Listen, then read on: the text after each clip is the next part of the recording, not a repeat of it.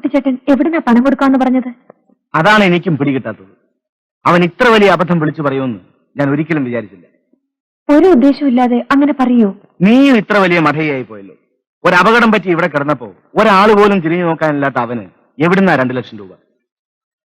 ഇപ്പൊ എവിടെ പോയിരിക്കുക? എനിക്കറിയില്ല. തമ്പി അദ്ദേഹത്തിന്റെ മുമ്പിൽ നിന്ന് പോയത് പിന്നെ ഞാൻ കണ്ടിട്ടില്ല. നമുക്ക് എങ്ങനെയെങ്കിലും തമ്പി അദ്ദേഹത്തിന്റെ കാലൊടിച്ചോടെ കഴിയാമായിരുന്നു. അത് നടക്കില്ല. ആ ഡ്രൈവർ കൃഷ്ണനും മറ്റവനും കൂടി അദ്ദേഹത്തെ വാശി പിടിപ്പിച്ചു കളഞ്ഞില്ലേ?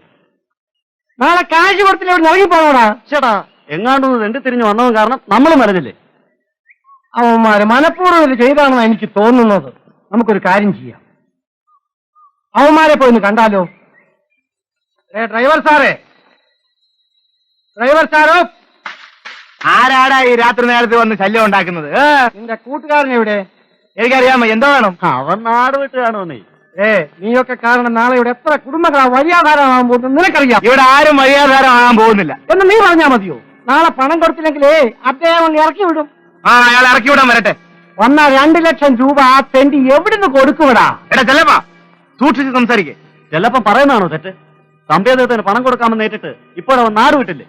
അവന്റെ കാര്യം വിട്. ഞാൻ ജീവനോടെ ഇരിക്കുന്നെങ്കിൽ ഇവിടുന്ന് ആരും നമ്മളെ ഒഴിപ്പിക്കാൻ പോകുന്നില്ല.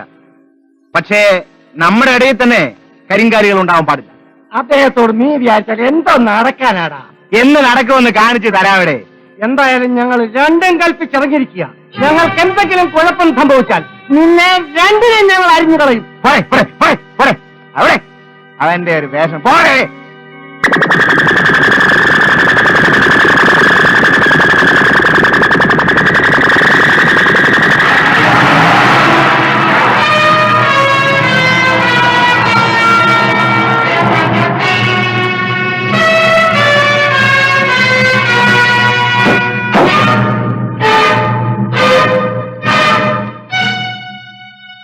എനിക്ക് പണം തരാമെന്ന് പറഞ്ഞവനെവിടെ?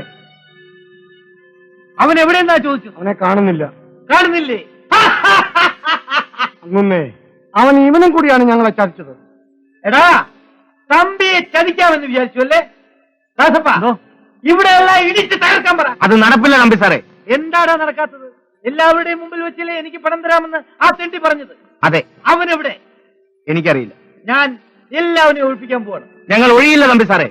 എന്നാ നീ പണം താ. എന്റെ കയ്യിൽ പണമില്ല. പക്ഷേ ഈ പാവങ്ങളെ ദ്രോഹിക്കുന്നത് ഞാൻ നോക്കി നിൽക്കില്ല. ബുൾഡോസർ സ്റ്റാർട്ട് ചെയ്യാൻ പറയൂ.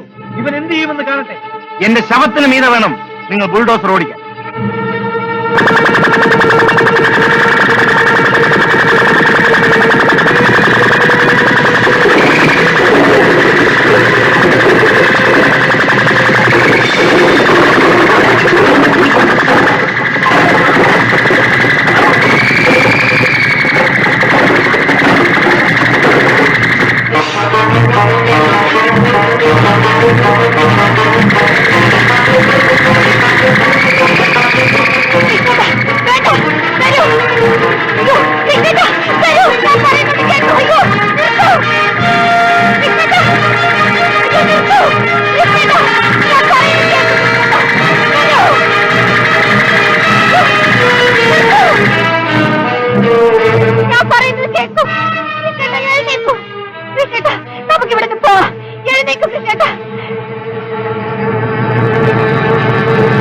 ജീവൻ വേണമെങ്കിൽ എഴുന്നേറ്റോ. എനിക്ക് ജീവിക്കണ്ട. തിരിച്ചു താഴ്ക്കണമല്ല. നിർത്തല കൃഷ്ണ, ഇയാൾക്ക് ആവശ്യമുള്ള പണവുമായാണ് ഞാൻ വന്നിരിക്കുന്നത്. നീ എഴുന്നേൽക്കൂ.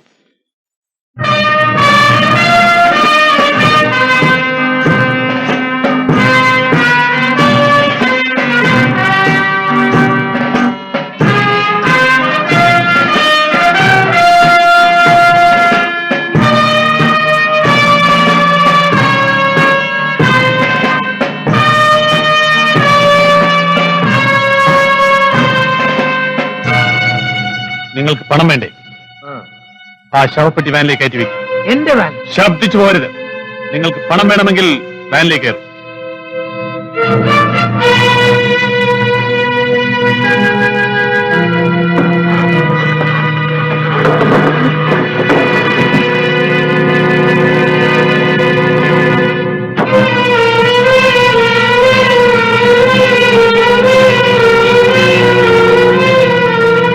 ഇതിലൊപ്പിടണം. എന്താണിത്? ഈ സ്ഥലം മുഴുവൻ നിങ്ങൾ താമസക്കാർക്ക് ദാനം കൊടുത്തു എന്നുള്ള രേഖയാണ്. പണമോ? പണമോ?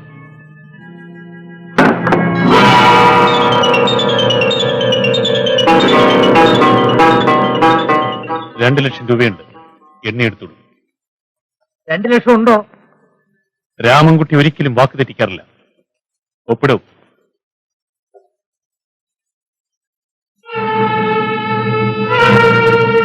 നിങ്ങൾ തന്നെ പുറത്തിറങ്ങി ഈ സ്ഥലം കൂടി നിൽക്കുന്ന ഈ ആൾക്കാർക്ക് ദാനം ചെയ്തു എന്ന് പറഞ്ഞിട്ടേ പോകാവൂ. ശരി, പറയാം.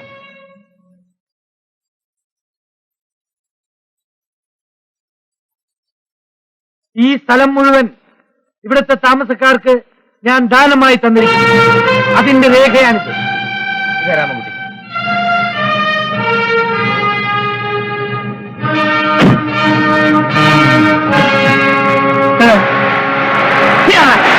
മേലാൽ ഈ പ്രദേശത്ത് കണ്ടുവരുത് കേട്ടോ.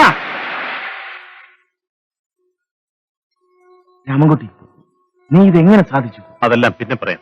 ആ പെട്ടിയിൽ ആരുടെ ശവമായിരുന്നു? അത് ശവപ്പെട്ടിയല്ല കൊച്ചപ്പ, പണപ്പെട്ടിയാണ്. പണപ്പെട്ടിയോ? അതെ, തമ്പിക്ക് പണം കൊടുക്കേണ്ടത് ശവപ്പെട്ടിയിലാണ്. കാരണം അയാളെപ്പോലുള്ളവരുടെ പണപ്പെട്ടി തുറന്നാൽ ശവപ്പെട്ടിയേക്കാൾ ദുർഗന്ധമാണ്.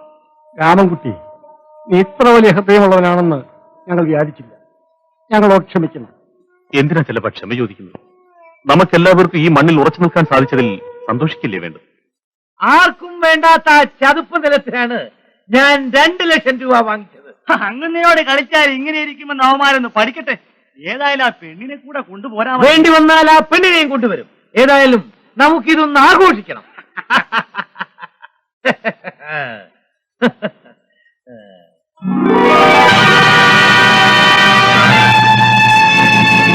അയ്യോ, ഇതിനകത്തുണ്ടായിരുന്ന രൂപ കാണുന്നില്ലടാ. അയ്യോ, ചതിച്ചോ? അവനൊരു എഴുത്തോ? വായിക്കേ. പകൽ മാന്യനായ തമ്പിക്ക് തന്റെ അലമാരയിലുണ്ടായിരുന്ന 2 ലക്ഷം രൂപ തന്നെയാണ് ഞാൻ എടുത്തു തന്ന് സ്ഥലം എഴുതിച്ചത്. ഒരാൾ ചെയ്യുന്ന തെറ്റുകൊണ്ട് 1000 പാവങ്ങൾക്ക് നന്മയുണ്ടാകുമെങ്കിൽ അതൊരു തെറ്റല്ല. പാവങ്ങളെ ദ്രോഹിക്കുന്ന പണി ഇനിയെങ്കിലും നിർത്തുക എന്ന് രാമൻകുട്ടി. എടാ രാമൻകുട്ടി, നീ സ്വല്പം കട്ടിയാണല്ലോടാ. അവൻ നമ്മളെ കബളിപ്പിച്ചു. അവനെ വെറുതെ വിട്ടുകൂടാങ്ങുന്നേ, പോലീസ് ഏൽപ്പിക്കണം. പോലീസിനെ ഏൽപ്പിക്കണ്ട, ഇത് ബ്ലാക്ക് മണിയാണ്. പണം എവിടുന്ന് കിട്ടിയെന്ന് പറയേണ്ടി വരും. ആ കടുവായ കിടുവ പിടിച്ചല്ലോ.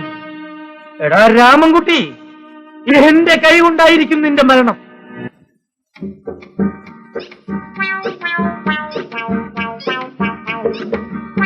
ചാവടിച്ചേട്ടോ, ചാവടിച്ചേട്ടോ. ഇത്ര നേരം എവിടെ പോയി കിടന്നടാ? നല്ല സാധനം കിട്ടാൻ ഞങ്ങൾ ഒരുപാട് കറങ്ങി. ഈ ചാരായ എന്ന ബോർഡ് വെച്ചിട്ട് ചങ്കുറുപ്പൻ സാധനം വിൽക്കുന്ന സ്ഥലത്ത് വാങ്ങിക്കാൻ ഒക്കുവോ? വാ തുടങ്ങാം. അപ്പൊ തുടങ്ങിക്കളയാം.